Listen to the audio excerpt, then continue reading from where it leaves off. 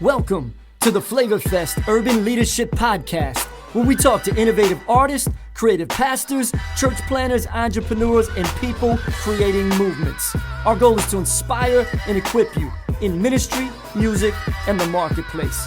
I'm your host, Tommy Urban D. Coloni.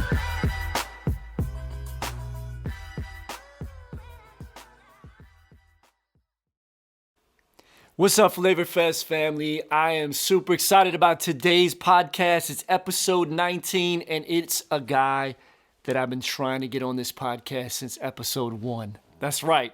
I'm serious. I've been trying. Our schedules just have not been lining up, but finally it lined up today, and you're gonna hear from none other than KB, Kevin Burgess. That's right, of HGA, of Native Supply. Formerly of Reach Records, and now he's with another, this guy has been doing his thing for a minute, and we go way back. Before we jump into that, though, you are listening to the Flavor Fest Leadership Podcast, and if you didn't know, Flavor Fest is an actual leadership conference that we've been doing for over 20 years now. That's right. And we didn't get to do it in 2020 in person. We did a virtual version for everybody, but listen, in 2021, we are back. That's right, officially, we are back. It's going down in person in Tampa, Florida, at the Host Spot Crossover Church, and you're going to hear some more history about Crossover and Flavor Fest during this podcast with KB, but it's going down October the 7th, 8th, 9th, and 10th, that whole weekend. There's going to be workshops, there's going to be general sessions, there's going to be an outreach that happens, there's going to be 2 nights of festival concerts with multiple stages, there's going to be beat battles, breakdancing battles, there's going to be freestyling competitions, beatboxing competitions, there's going to be all kinds of incredible stuff, graffiti expos. That weekend, it gathers together so many people that are in the urban ministry and music space. So if you are a pastor, a youth pastor, a church leader, you want to be there. If you are an artist, a producer, a DJ, somebody that does merch, that has a business, that's an entrepreneur, you want to be there. There's so many creative minds that come together, so many innovators, movement creators. They come to Flavor Fest. And so listen, you don't want to miss it. Flavorfest.org has all the details, so you can go and get registered. You can see the schedule. You can see some of the artists we have coming. You can see some of the speakers, some of the breakout workshop tracks. So you can see some highlight videos from the past if you've never been before. But if you've been anywhere around this space, you have probably heard about Flavor Fest. Listen, you don't want to miss it this year. In the meantime, I want to encourage you guys, stay connected right here to the podcast. Maybe you're just discovering it for the first time. We got a bunch of great content we're going to produce leading up to Flavor Fest. In addition to that, if you are a pastor or you are a church planner, you're getting ready to plan a church, I lead a network called the Innovative Pastors Network. And there's a couple dozen pastors that are a part of that. Every month, we're sharing innovative ideas that we are using right now in real time as we come out of the pandemic, and things that have been working incredibly right here at Crossover Church. I mean, we are coming out of this pandemic way stronger than when we went into it. And that's because we've innovated in a lot of different ways. If you want to find out some information about that, it's in the links that are below. It's translationleadership.com. You can get signed up to be part of the Innovative Pastors Network. And so today, we're going to jump right to it, y'all. We're going to jump right to it. My man KB, we go way back. We got a lot of history. So, everybody I bring on this podcast is someone that I have a personal relationship with to some degree, and I know. But this guy, man, I've known him for probably a good 13, 14, 15 years now, and I've literally got to watch him grow up. And it's been super exciting. I'm super proud of him to see how far he's come. So I'm going to share some crazy stories. I'm going to pull some ones out in this podcast, and even some stuff that the Lord just dropped on my memory, even in the middle of our conversation. We had a lot of fun together talking. And you're going to hear how Flavor Fest was really a big part of KB's journey and brought him to where he is today. And he actually shares that. So let's get to it, y'all. Here's my interview with KB. KB, what's going on, man? Welcome to the podcast, bro. Yes, sir. Yes, sir. Glad to be here. Thank you for having me, Pastor T. Yeah, man. Well, we go way back. We got a lot of history here in Tampa, here in the 813. And before you first started coming around the crossover, you probably don't even remember this, man. But I remember the first impression I had. First Oh time I boy. met you, I slid in to the back of a workshop that you were doing at USF. And Oh, I you must remember that. you must have been like, I think 16 or something. Yes. And there was Yeah. a table set up, and it was this workshop about Christian hip hop. Yeah. And a guy from Crossover, a Crossover OG, Brother Yeah. Greg. Brother If you've Greg. ever been to Crossover and you've been to the hip hop shop, Brother Greg is Yeah. that older gentleman that's back there, selling the CDs. Well, it ain't even CDs anymore. We just got merch. CDs are Back. pretty much Back. gone, right? But Brother Greg was all excited, man. Yo, you got to come see these young dudes, man. And so I slid in the back, me and Pastor Tone Bruno, shout out to him. And Pastor T. I remember when they introduced you and you first came up to the mic, the first thing you said, we could tell already like you were the leader of this, pack Uh, of young bucks. You got up to the mic and said, yeah, my name is Kevin Burgess, a.k.a. KB. Praise the Lord. Praise the Lord, everybody. Praise the Praise the Lord. Lord, everybody, man. Blessing fall on the head of this house. And like you guys were like really street, but there was like all this churchy language that was Yes. like mixed in. But Because it we was, thought that was a part of being a good Christian, because we kind of got into church culture. You know what I'm saying? yeah. So yeah, it was kind of how we were shaped in the beginning. That's how you were molded. But man, there was a passion, Yeah. and you guys were passionate about, man, there's people dying in the streets, and we trying to teach them about Jesus. And I remember like one of the guys, I think it was Second Chance, he stood up and was sharing, and he got so excited, he flipped the table. And Yes. people, there was some white people in the room. I remember some white students, and they were like, Like, oh my goodness. what's happening? Look at this angry black guy. Oh my goodness, what's going on? And so you guys had to go around and put hey man, it's okay. It's okay, bro. It's going to be all right. Yes. I remember that because I've only done one workshop at USF, and that was it. That was the one, and I was there for it, man. Out of that mug. So, yeah. So, man, it's so interesting. My story with Tampa began before I moved to Tampa. I was born in St. Petersburg, and then Southside Rabbi.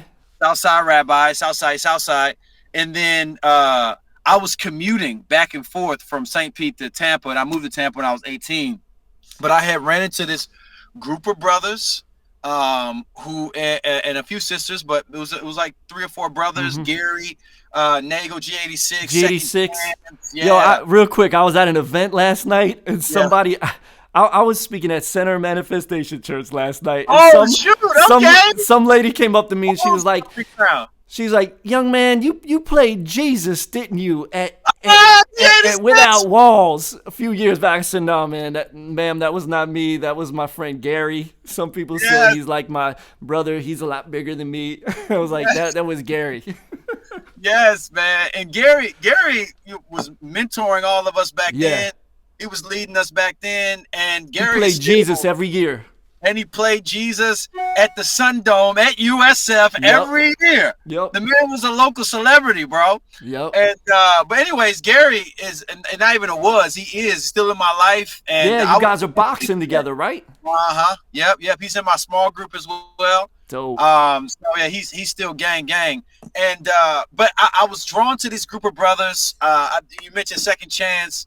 I had never met anybody more courageous, more unashamed, more passionate about what he believed. Yeah. And he really showed me the ropes, into music, but also just into what it means to like be out here. You know what I'm saying? Like to be talking to the people in the mess. You know what I'm saying? And so I was drawn into that, and that grew into HGA. And before you knew it, we were doing Bible studies and doing everything besides baptizing and marrying folks, right? Yep. And then we found a home at Crossover, and that's where Pastor Tommy, in a lot of ways, took me under his wing. I know you've told some stories about when I first started coming around, like when I felt God calling me to Crossover. I had left this church I was at before. Yeah. They were doing some wild stuff there, and it was like a wrecking ball going through that mug. And y'all came with some church hurt for real, and some baggage and like some authority abuse. Yes. we had to kind of like Crazy just stuff, help you man. guys heal from that stuff. Yeah. Yes. I had a youth pastor curse me out and try to fight me in the parking lot. And he was upset that I was leaving church early. You know what I'm saying? It was literally nothing else had happened. I hadn't went off on him earlier or shot him a threat. That man was just having a bad day. But I remember I stopped. I wasn't going to a church, and I was still tithing a 10% of what I was making off of CD sales. Yeah. And I had this little box that I kept on my dresser. And I remember that story. You were saving it up. I was saving I'm going to give this to my church, wherever it's going to be eventually. And then the Lord showed me crossover. And I was like, okay, this is where I'm going. So I went to get that box. And I opened that box up, and it was about empty. Somebody had been robbing me for the last 6 months. I remember you told me that story. You're like, Pastor T, what do I do? Like, I was faithfully putting it in here, and there's all these people in and out of my apartment, and somebody robbed the tithe box. Me blind, man. And I was just like, bro, listen, man, I know the Lord knows your heart, and like that, it's on that person, like. Facts. Yeah, but see, if you were at your old church, you would have been like, you need to add all that up. That's and right. You need to give it in the offering Sunday. You got to get along for the next 3 weeks. Exactly. Figure it out, man. That's funny. Man, that's funny. So I remember you first came around the crossover. Man, side note, I remember you had this thing, man, where you were like 18 at the time. And you were convinced you were not even going to live to be 21. I was certain. I'm going to be a martyr before the time I'm 21. Absolutely. And then you also had this other thing where you were like, well, I'm always going to be broke because I'm doing rap for God. And I was like, what makes you think that? Like you could, not that you're going to be rich, but you could make a living off of this if you're really good at it. And I think you are. You have potential to, and you were just like mind boggled, like, are you serious? I don't get that. Like, for real? Like, and I was trying to tell you, like, listen, this is how I have fed my family and provided for my family like the last 15 years because being in urban ministry, like Paul made tents, I rapped, and so the church wasn't able to pay me that much or even a lot of times nothing at all. And so me being signed to a label, small label, but going out and doing one-offs and little tours and having a merch table and, just hustling, man, God provided.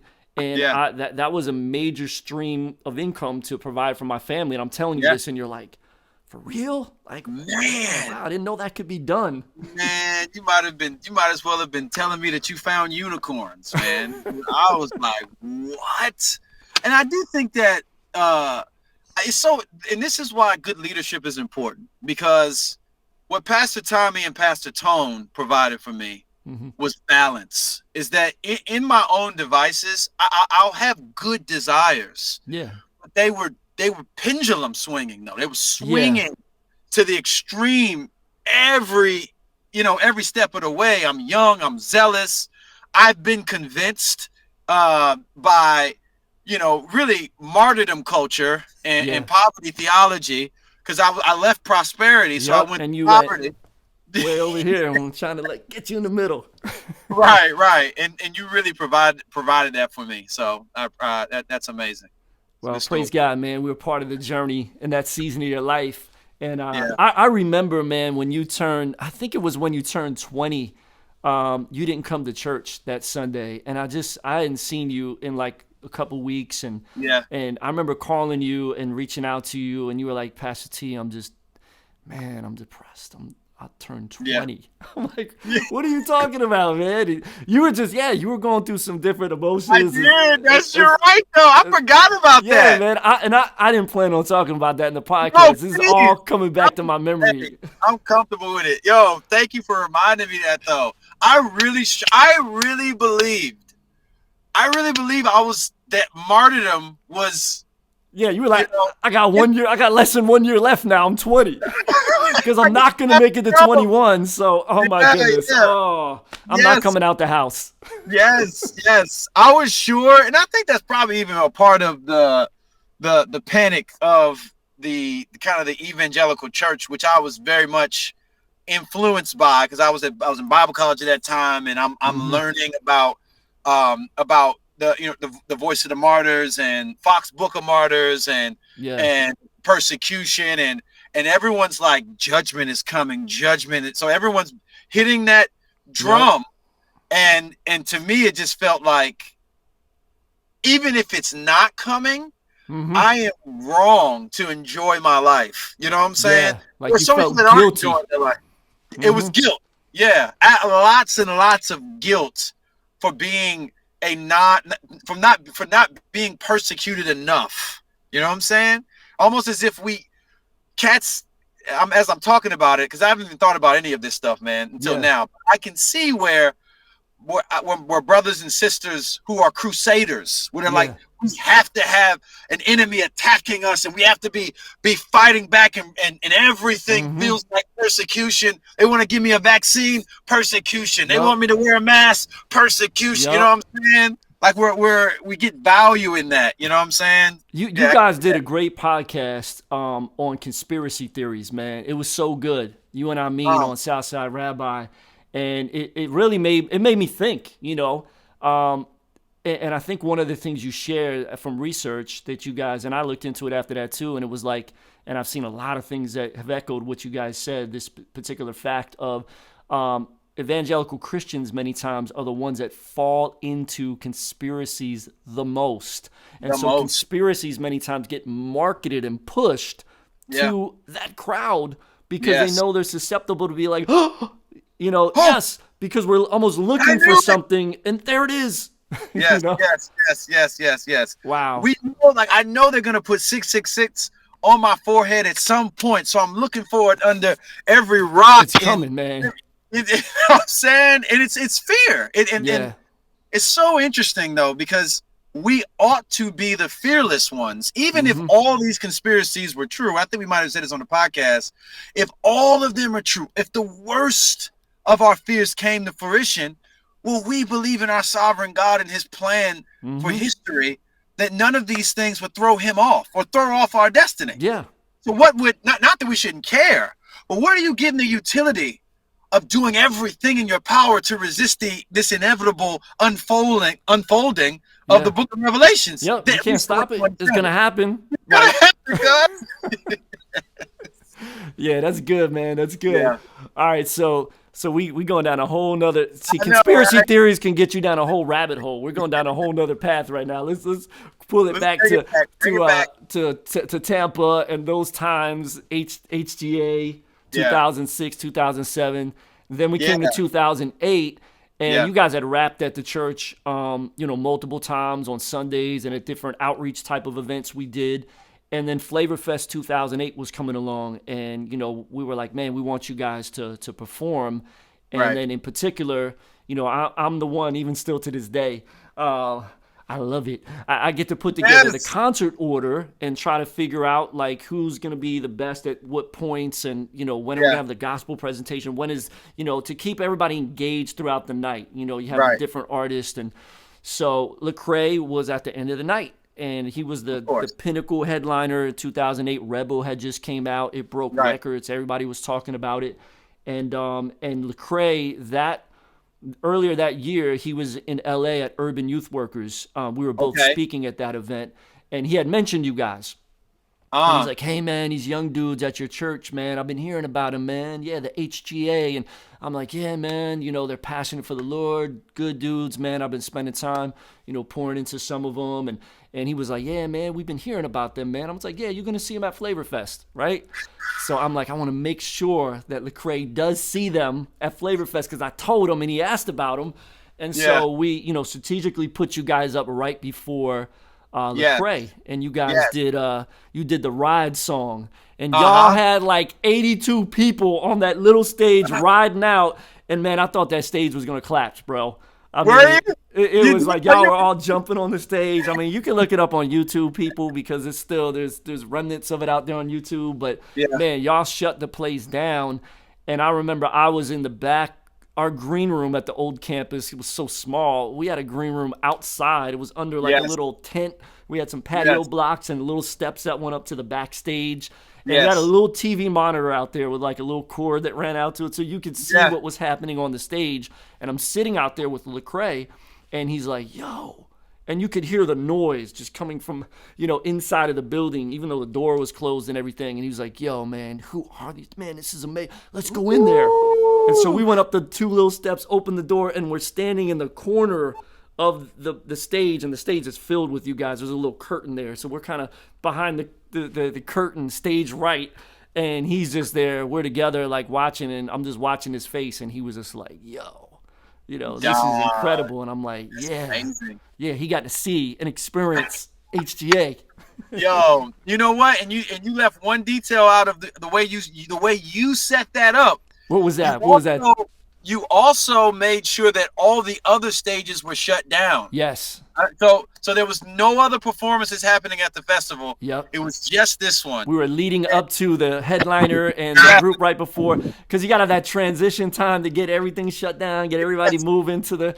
And so, you're right. You're right. Was providence, man. It was God's sovereignty, and it's so crazy how the Lord was using our relationship. You really having discipled me and poured into me and believed in me and wanting to extend that to the world, using your heart for that. The Lord also, I realized, I'm just thinking about it right now. We all had like the same color t-shirts on, which wasn't really like, it almost seemed like we knew this was going to happen. Like we knew that, okay, this is our one shot. None of that. People coming up on stage, how are people going to, we literally, God had set everything up and we showed up and things coordinated and connected. God used you to really organize things. So it forced Lecrae to see it. We had the biggest crowd you can have that night. We got to have that as well, along with the headline. Everything just sort of, it was just God's sovereignty. And that moment is precisely why I am where I am today. Because wow.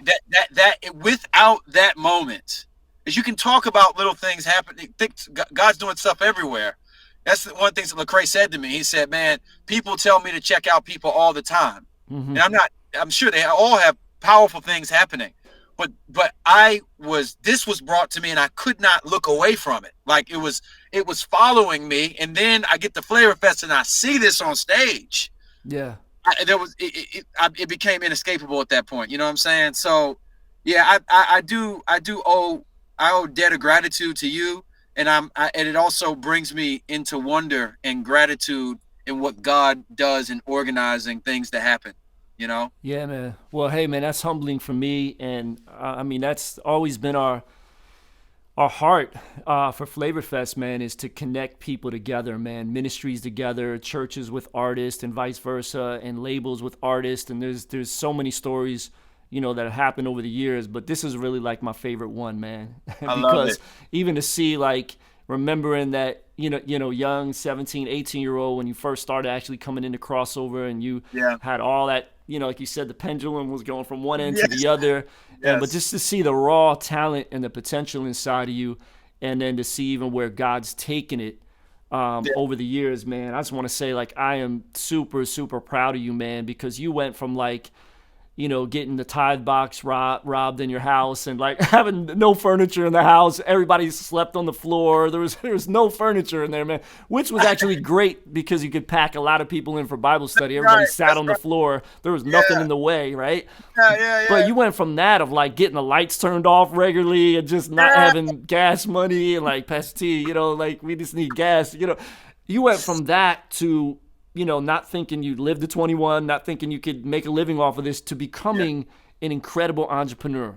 And I want to say, man, I'm really proud of you on that because that's been something that's been wired in me. I'm an entrepreneur and a pastor, but I think when you're in urban ministry, you have to have some of that entrepreneurial side to be able to make things fit and flow and have other streams of income to watch the vision really, propel and happen. Yes. And so just to watch, man, what God has done in your life. I know I was just kind of the beginning piece of that, but then as you know, you got signed to Reach, and you were just in a lot of different circles, even beyond here in Tampa and everything. Man, I think you're a learner, you're a genius, and you're smart, and you absorb that stuff like a sponge. And so to watch and see what you've done, even with your company, and I want to talk about that for a few minutes, because a lot of people may just know KB the artist, and they really don't know a lot about Native, Native Supply, Native Creative, and just all the stuff you even have encompassed in this building. You have like, I don't know, what do you got, like 7,000 square feet or something where you're at? Yeah, we do. I mean, and it started with like, you had like a little 1,000 square foot spot, you know, and now like you got people working, you're putting people to work, bro. Yeah. And you're putting people that have gifts and talents and creative abilities, and you're partnering with them, and you're giving them a platform to take that, you know, to the next level. And so, man, talk a little bit about Native and maybe what that journey was, or how you even had the idea. Because I know it did start in your garage the first weekend, and you're like, oh, my gosh, this is too much. Yeah. Absolutely. Yes, exactly, man. Well said. And thank you for all of that. That's encouraging to my soul, man. Yeah. So HCA Productions is kind of like the umbrella. We have Native Supply, where we're doing the e-commerce and you know, so that's all my HCA merchant. I mean, what I've got on right now, the custom stuff and so on and so forth, is all ran from Native Supply. But then we also support other artists and other influencers. You know, we're actually rolling out. We're connecting with this sister who was actually on The Bachelorette a couple seasons ago. She's a solid believer. Oh, wow. I think I've never watched The Bachelorette, but I think she was like one of the last two girls. Oh wait, Bachelorette is where they're choosing. I don't know. I've heard of it. I just remember there was one with the guys. I know who she is now. She loves the Lord, and has a tremendous impact with young girls and folks like her and Jackie Hill Perry and others that. Outside of me, we have a list of individuals, of people who are doing good in the world.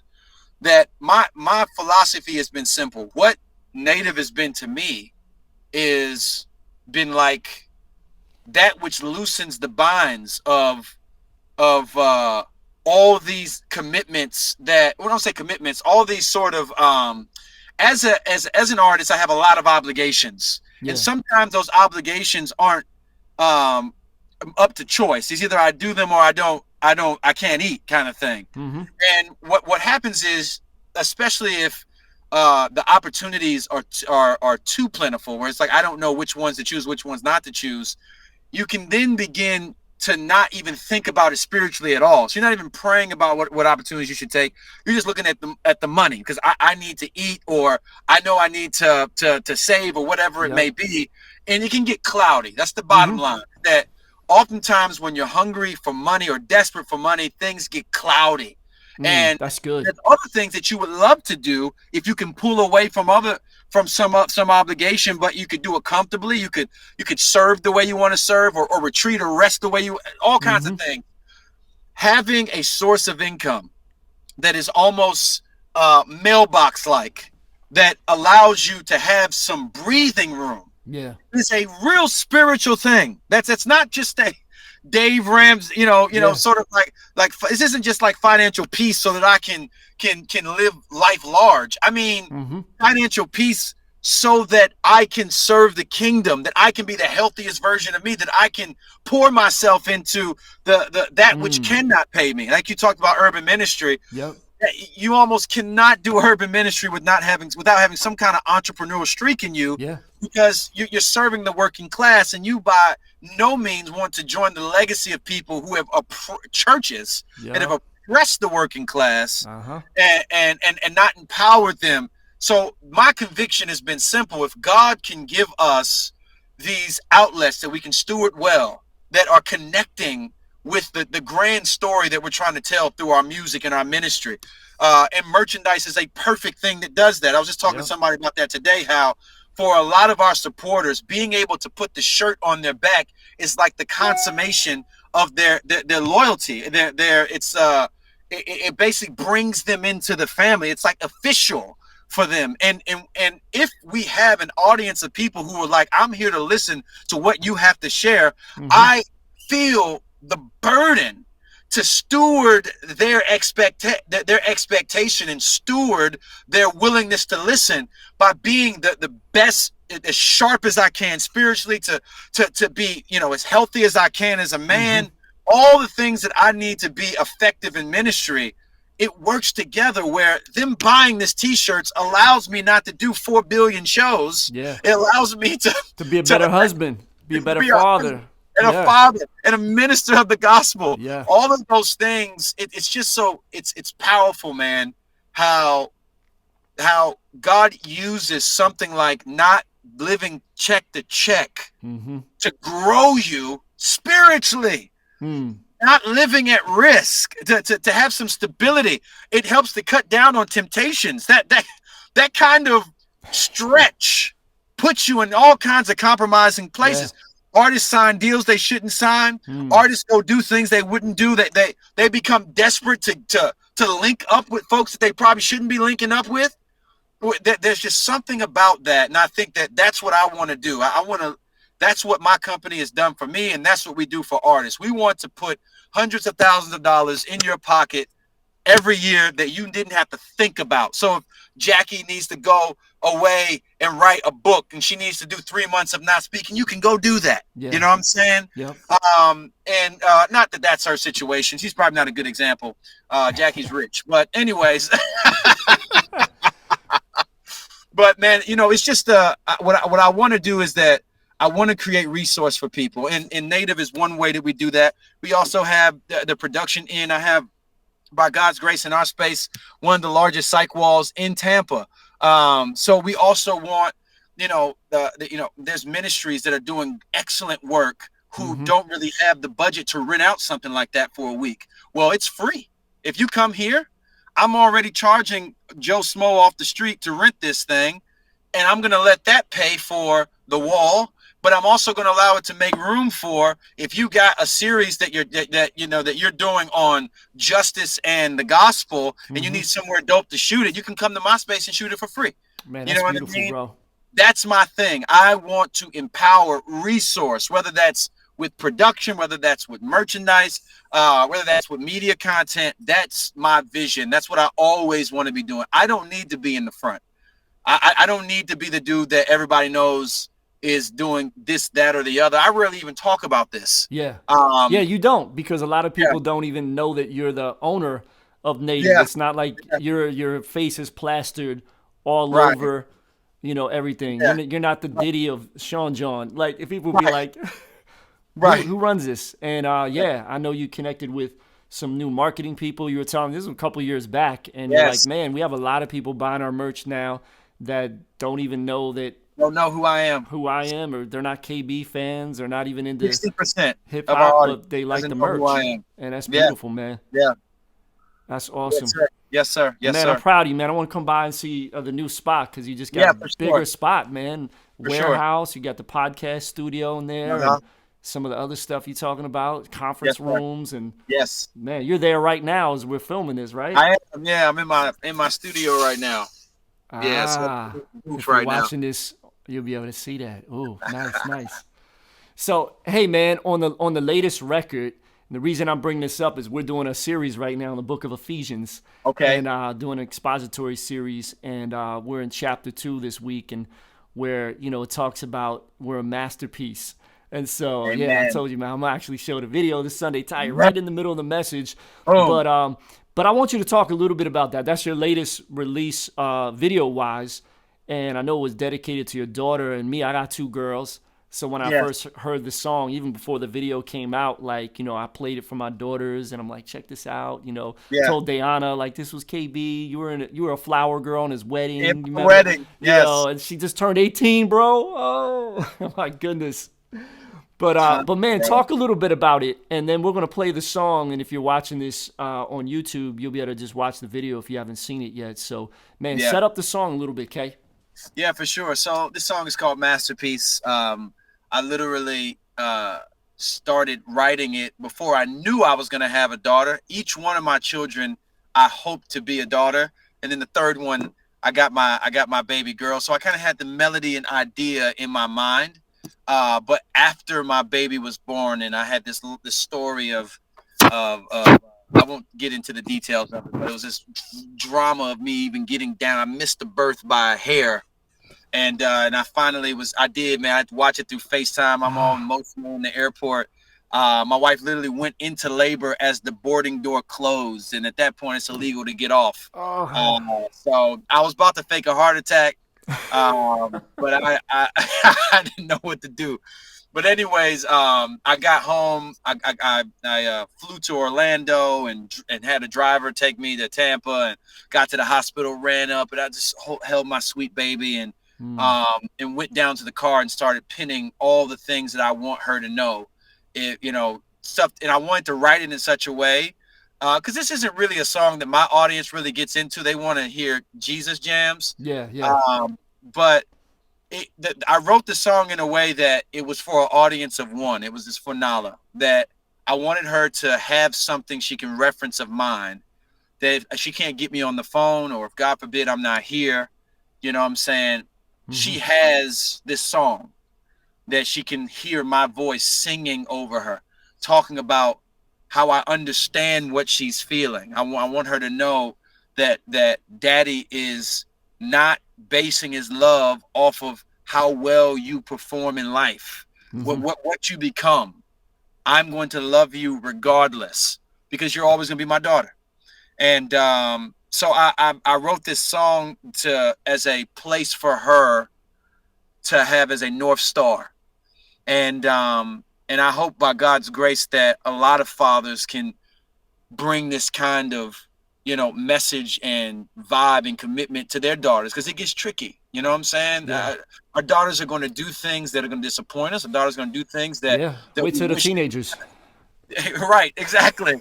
That's what all the fathers out there listening to this right now with teens, like, let's see if you sing that song in 10 years. But I said that though, because I made that song not pie in the sky. I have a line in there that you'll hear that I say, listen, when you fall, because you're going to fall, baby girl, I'm under no delusions.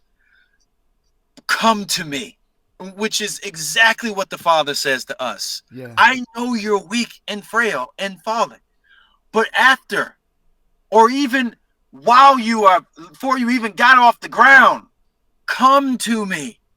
I will not cast you out. You know what I'm saying? So that's what this song is about. So this is my song, newest video, Masterpiece. Yeah, Masterpiece, man. I love it, bro. And I want to say this, man. You're brave too, because artistry wise, it was something totally different that we got to see from KB. Yes, because like you said, you're usually doing the hype jams and stuff. Yeah. And even man, you have a vibe, like when you watch some of these videos, and I remember the video, you've done some videos like in Southside St. Pete. You got everybody hanging on the porch, and what was the song where everybody was you were in the car and they were breaking the windows and everything, and Oh yeah, no nobody own us. Yeah, no nobody own us. And then I love, man, when you're walking. I always wanted to ask you, bro, when you're walking across that table with all those old white dudes, man. Where did you find those guys at, man? What's so funny is that Don't Nobody Own Us, which is another song that was really, it was about my heart. It was more than it was about making something that would, that was like a ear candy for the audience. I felt like I needed to say that. Yeah. That was a statement for me. In fact, I made it. The first time I did the song, it performed okay, but not. I had songs on the album that did way better than that, Not Today and stuff like that. But the video painted the picture, bro. That video was dope. Just make it clear, you know what I'm saying? But man, I actually shot two versions of that video. So I shot the one video in LA. That was Latch Lab, one of my favorite production companies. They organized all of that because that's what they got. They listen to the song. Okay. They're not from our space at all. I don't think that they're Christians. So they heard the song and they were like, "Oh my gosh, like, man, yes, Colin Kaepernick." You know what I'm saying? The white man got his knee on our neck. So, Yep. and Like a bunch of white record executives. yeah, so they were like, "We're gonna make a table." So it was way worse than that. So it was originally a table with a bunch of white dudes, only white dudes around it. Yeah. I was like, man, it's some black people that can maybe fit at this table too, brother. You know what I'm saying? It's like, no, man, we got to tell the story. So I'm like, okay. So they had them like they're all dressed up and stuff like that, and then they're eating food, but the food's all rotten. And then there's a shot. It's trying to make them look evil. So there was a scene that we had taken out of them eating a spot. We had a real tarantula there, walking across the table, and the dude gets up, like grabs the tarantula, and it's like a fake one. Yeah. And he bites into it, and it oozes out of his mouth, and blood is cut. I was like, dog, this mug is going way darker. Like I want to make the point. I want to make the point, sir. But I also want to be a tool of reconciliation. I want to, you know what I'm saying? To a certain degree. So anyways, we added other elements and took a little bit of that out. But it was saying what it said. You know what I'm saying? Absolutely, man. And those at the table, it wasn't necessarily, at least for me, it probably was for Sam, but for me, it wasn't trying to communicate white people in general, but it represented the industry. Yep. That's what I call like record label executives. Yeah, they don't own you. You're going to say what you want to say. They can't control you. That's what I got out of it. Yeah, okay. So that was dope. But anyways, all that to say, like, you've done so many, like, those, those kind of messages, like, don't nobody own us. There's no chains on us, and all the hype jams. And then you do this, like, song where you sing to your daughter. Yeah. There's no rapping in it. There's no, it's just, so I wanted to say that was brave, and it was dope. Thank you, man. And I think a lot of people respect it, and a lot of the next generation needs to see that side of men and fatherhood. Yes. That it's not always just about, but there's this soft side of us where, we can love our daughters and we can pour into them and care for them, man. So absolutely. So, yeah, bravo, man, to you, Thank bro. You, brother. Props to you, man. Appreciate that, man. Yes, sir. So, I guess one of the last things I want to chop about real quick is we were right here in my office couple weeks ago, and it was funny. I'm sitting in here, and Social Club was in concert here at Crossover that night, and we were hanging out in my office with them, and then they went to go do like the VIP thing, and they're doing Q&A out there, and I'm listening to it through the monitor in my office, and I'm eating my dinner real quick before the show starts. And they're like, yeah, all right, well, we're going to be back in a few minutes, and we got a special surprise guest for you tonight. So I'm like, oh, man, I wonder who the guest is, And I was like, maybe it's Dayton, because Dayton lives in the area, and I know Dayton just did something with Marty. They did an EP not too long ago. And then I looked down, and my phone was ringing, and it was you. I'm like, KB, his brother ain't called me in a minute. Like, we texted, but, if KB calls me, like, oh, like, what's up, man? They're like, Pastor T, are you at the church? I'm like, I'm in my office. Like, I'm at the side door, man. Can you let me in?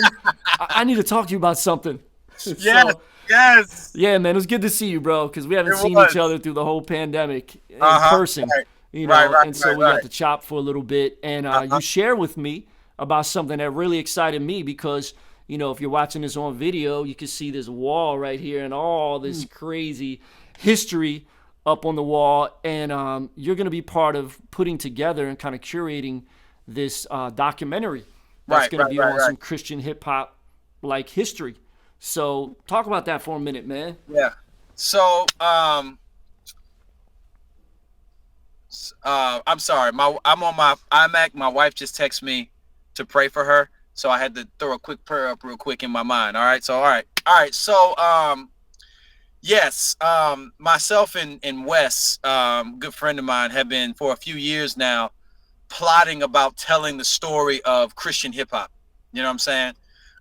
And really from the perspective of the artists who started it, and then also from how the audience received it, because I do think that there's there's one way to tell the story of Christian hip hop that really centers around what's most popping in Christian hip hop, which is Reach Records, Yeah. Which I've been a part of, and a lot of my a lot of my friends are there. In fact, they're actually doing a documentary as well that's going to be really good, called Unashamed. I hope I can share that. Well, everyone already knows they've been working on that. So Yeah, that's no secret, man. It was in the that's Soul yeah, Mag years ago. it was They're in the finally magazine. gonna get it Yeah, done. that's right, Yeah.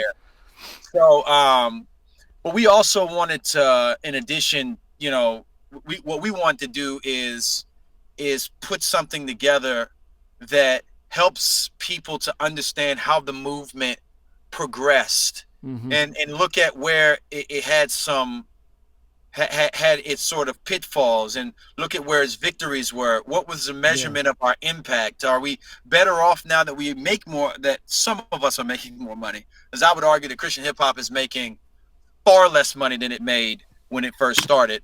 It's just a few people who are making all of the money. Mm-hmm. But before that, though, what happened with the resources being depleted?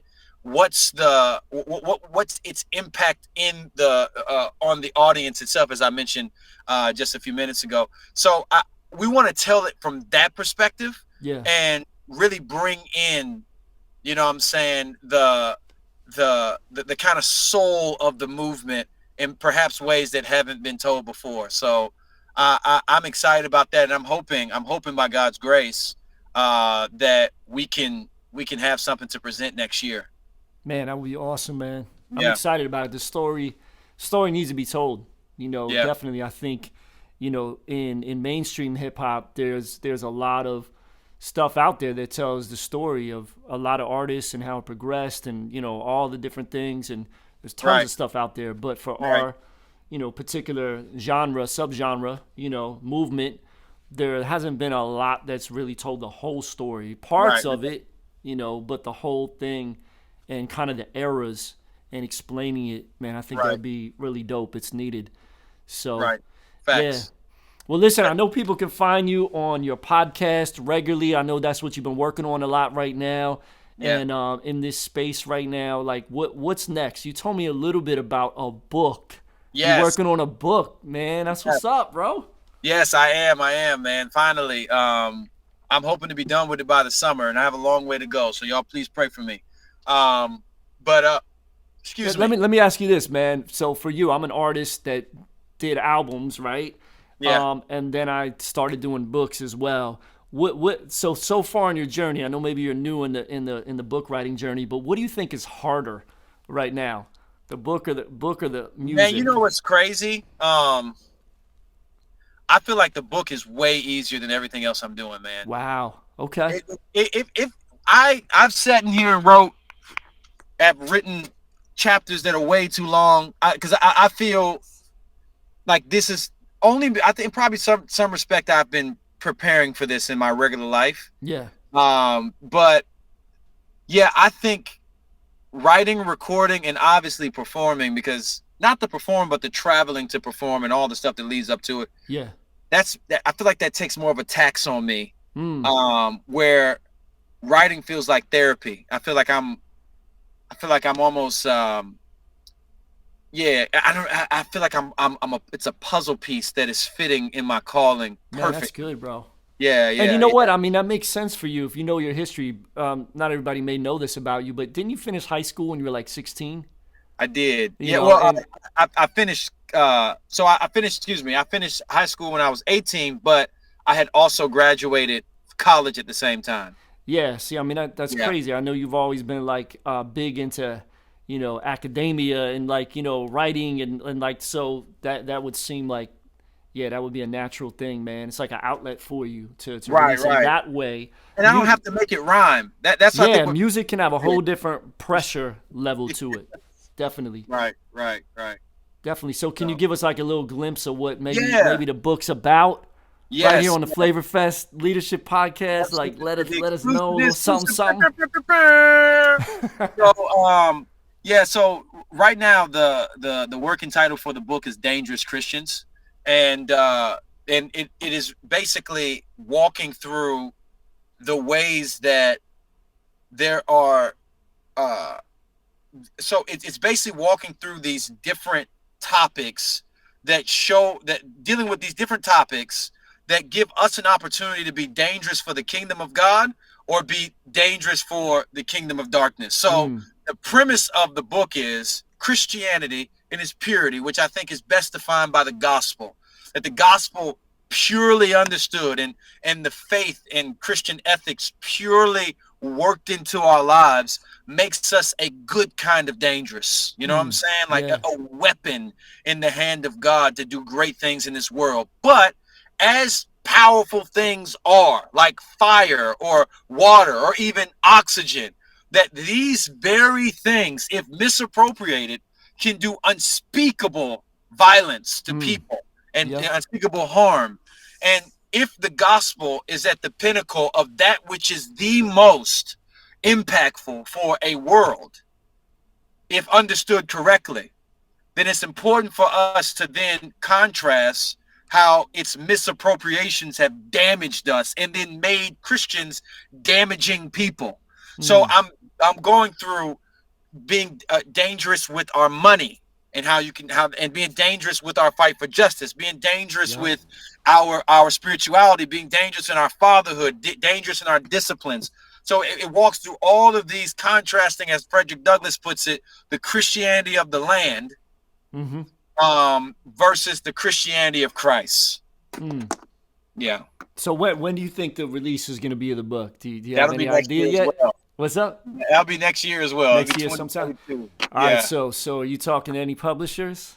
I'm already signed to wow, they're gonna shoot me for not knowing this right now. He's already signed, people. I have a deal. Like, he has I'm a deal. working on it with my editor right now. She's amazing. Tyndale, of course. So I'm Tyndale. glad they're the owners of the NLT version. That's right. Yes. That is right. That's right. It's one of my favorite versions. They're actually the only publisher I talked to. They were the first and last publisher I talked to. In fact, they pursued me. Somebody from their team showed up at one of my meet and greets. Wow. And said, "I'm here to say God bless you, but we want you." And you know, there was no long negotiation, nothing like that. They were like, "What do you want? Let's do it." And that's how it went down. And they are great. They are focused on the kingdom, focused on the gospel. I could not have asked to be at a better publisher. Yeah, I know I've worked with some Tyndale people on some stuff before, and they've worked with us with Soul Mag and different things in the past. And you know, they presented me with a NLT Bible at Flavor Fest, and they got me hooked on that version. That was probably about a decade ago. Yeah, man, there's some good people over there. So that's awesome, bro. Absolutely. Well, listen, man, thank you, man, for your time today, for being with us on the Flavor Fest Urban Leadership Podcast. Any last words, man, you want to leave the people with? Man, just be encouraged, man. That we have trouble in this world. I know it. We all know it. But God has overcome. Christ has overcome.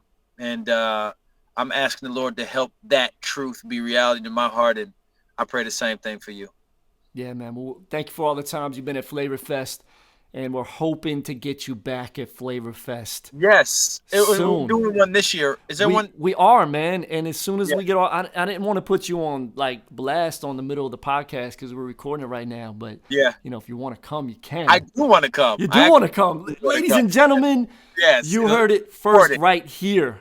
And I remember like a few weeks ago when you were in this office, you were telling me like, yeah, man, I'm not really going to travel too much this year. And, well, I can drive across the street. But you could drive right down here because we're about like 15, 20 minutes away from your crib.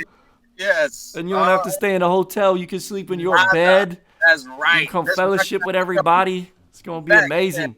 Absolutely. Yeah, so it's October the 7th, 8th, and 9th. Flavor Fest 2021 is going down. It's going to be in person. We ready to come back in person. People ready to come back to concerts. Things are getting better. It's going to be way better by then in Jesus' name. But, Kay, last thing, man, if you could pray for everybody, man. Pray for the leaders that are watching this. There's pastors, there's church planners, there's artists, there's entrepreneurs, there's all kinds of leaders that tune into the Flavor Fest podcast, and those that come to the conference, and those that are going to come because they first check this out, man. So just close this out with a quick prayer, bro. Facts. Well, thank you so much for this, Pastor Tommy. Father, we come before your name, your son, Jesus. Just thank you for his grace and his mercy towards us, oh Lord. Thank you so much for your patience. Thank you so much for your kindness. Thank you, Lord, for being our God. Father, we ask you to bless those who have tuned in to this podcast. I pray, Lord, that they were edified and encouraged by it, they were lifted, that they were given another shot of grace and it would work towards their endurance. I pray, Lord, that you would spread the impact of this podcast across the nation, oh Lord, that these are the kinds of podcasts that would be prominent in people's minds. And Lord, that you would use these kinds of podcasts to really begin to deafen and eclipse those types of messages and preaching and rapping or whatever it may be, the kind that is detracting from your glory. Father, allow this to eclipse that, Lord. Allow us to begin to dominate the Christian mind with the gospel of your Son. Father, would you use this to be a part of your mission to make your name famous across this country, across this world, oh God. We love you. In the name of your Son, we pray. Amen. My man, K to the second letter. Love that guy. Super excited. You heard it here. He is going to come to Flavor Fest 2021 in October. So you don't want to miss it. Go to flavorfest.org. It's going to be October 7th through the 10th at Crossover Church down in Tampa, Florida. And yo, stay locked in. Next week on the podcast, the next podcast that we drop is going to have another legend in CHH who is now transitioning into pastoral leadership. A guy that's an OG from Philly, my hometown, part of the Cross Movement. Yeah, one of the original members of Cross Movement Records. I'm talking about The Truth. The Truth is actually, he moved to Atlanta really recently. We're going to talk to him, have a conversation. He is actually part of Hillsong Church ATL, Hillsong Church Atlanta. They just launched this summer, 2021. And I love his title, y'all. His title is The Pastor of Apologetics. Yes. So we're going to talk about that. So you definitely want to tune into the next episode of the Flavor Fest Urban Leadership Podcast and check out flavorfest.org for Flavor Fest, the conference, the leadership conference and festival that's going down in October 2021.